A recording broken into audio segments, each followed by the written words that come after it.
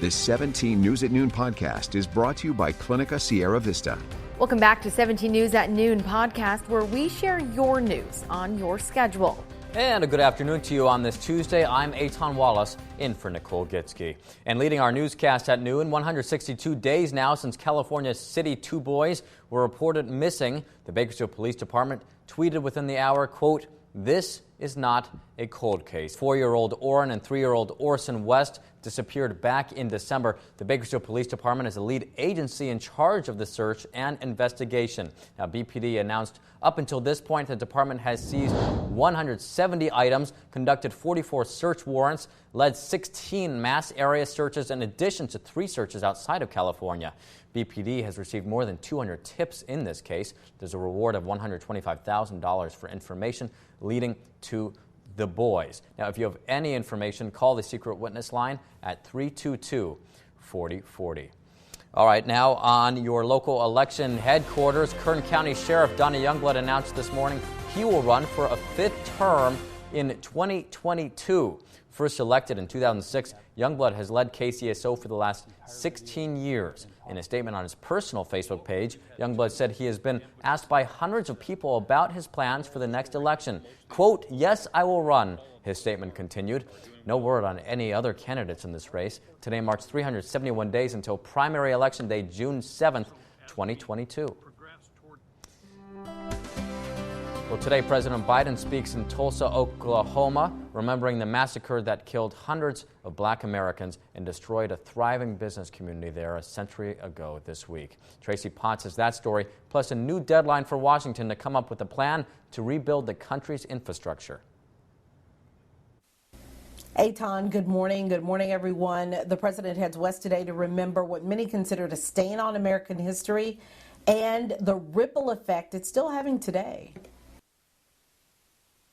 A decade of black wealth destroyed in 2 days. I still see black men being shot, black bodies lying in the street.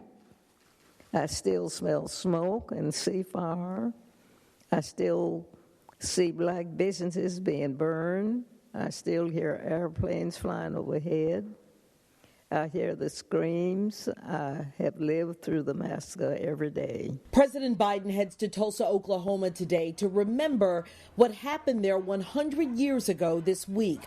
A white supremacist mob burned down the Greenwood community, known as Black Wall Street, a thriving business hub for black families and professionals. Some 300 people died, nearly 10,000 were left homeless. Federal mortgage rules, redlining made it impossible for them to rebuild. President Biden says the federal government must reckon with and acknowledge the role that it has played and longstanding racial inequities that remain. All of us are created equal and deserve to be treated that way throughout our lives. Rebuilding America, that's the president's focus this week. He's meeting with the lead Republican negotiator in hopes of narrowing the $700 billion gap in the party's infrastructure proposals. The White House is giving Republicans 1 week till next Monday to strike a deal. Senate Democrats say they will move forward with the president's plan with or without Republican support. Tracy Potts, 17 News. Okay, Tracy, thanks. Developing now, we now know the names of the couple who were found dead in a South Bakersfield home on Monday morning. Bakersfield police officers found Maria Rosario Rodriguez and Rafael Rodriguez dead with gunshot wounds after 4 a.m. Memorial Day on Parkwood Court. BPD is looking into whether this was a murder-suicide. A neighbor who knew the couple for over a decade said they had been married and had children together. He described both of them as good people. He and other neighbors told 17's Raphael Stroud they did not notice anything wrong in the relationship. The family has set up a GoFundMe to help with funeral expenses, and we have posted a link to that on our website, kget.com. All right, coronavirus news now. Vietnam's health ministry announced over the weekend that it has detected a highly transmissible new variant of the coronavirus that has helped fuel recent wave of infections in the country. Health officials warn this new variant spreads quickly by air. No cases of it have been reported in the U.S., and with COVID variants driving new waves of infection, especially across Asia, there's renewed attention on the origins of the virus. there's going to be COVID-26 and COVID-32 unless we fully understand the origins of COVID-19. President Biden last week set a 90-day deadline for U.S. intelligence agencies to get closer to knowing whether the virus spread from a bat through an animal to humans, or, if it's possible, it leaked from a lab. And the coronavirus here, latest in Kern County. Public Health reported 16 new COVID-19 cases today and no new deaths. 1,389 people have died from the virus since the pandemic began. The state reports 37 people are hospitalized with more severe symptoms of the virus, and 6 of them are being treated in area intensive care units.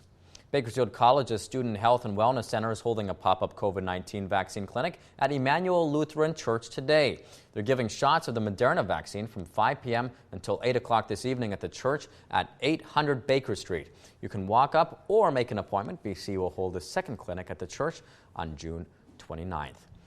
And over in Taft, local health groups are teaming up for a mobile vaccine clinic this Saturday. It's June 5th at the First Assembly of God Church on Asher Avenue from 10 a.m. until 2 p.m. Walk-ins are welcome. For a list of more clinics throughout the month of June, head to our website, kget.com, and click on the hot link icon there. Clinica Sierra Vista is now offering rapid COVID-19 testing and COVID-19 vaccinations. Call 833-278-4584 to make your appointment. But don't delay. Clinica Sierra Vista, putting patients first.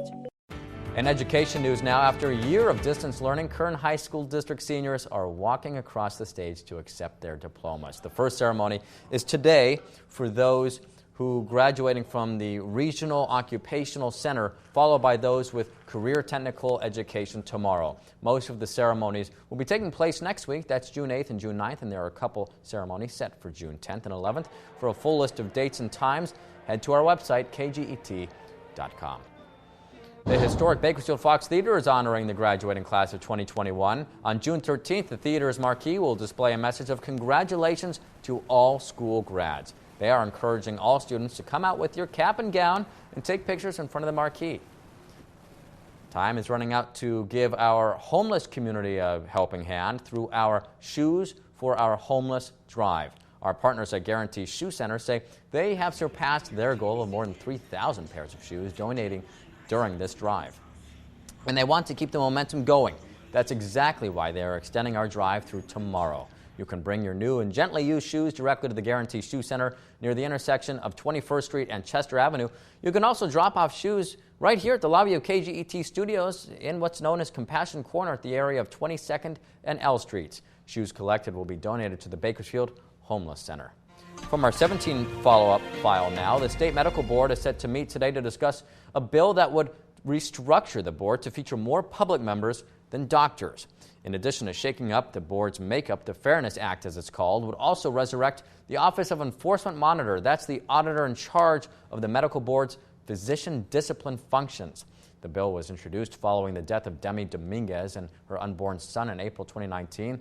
She had preeclampsia, and it went unnoticed and undiagnosed by doctors, leading to both her and her son's death.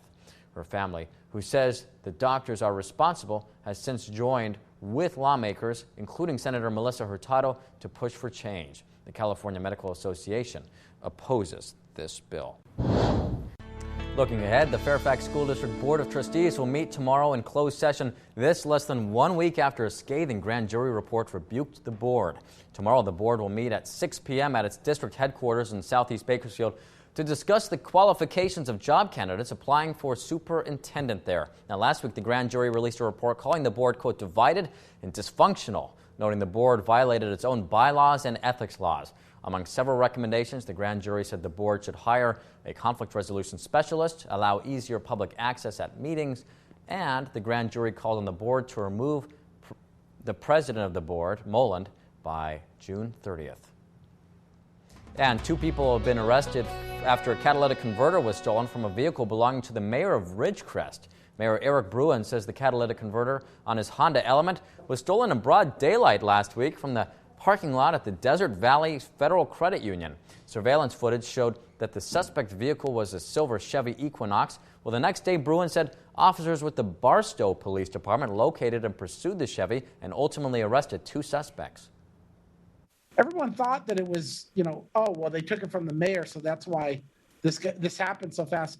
And that's the farthest thing from the truth. The truth of the matter is that I had very good cameras on my property and was able to assist the police department in the process. Bruin says investigators found another Honda Element had also had its catalytic converter stolen, and that too was recovered. Bruin's catalytic converter was returned to him by Ridgecrest Police. The 17 News at Noon podcast is a production of KGET and Nexstar Media Group. For more on all of the headlines in today's show, head to kget.com.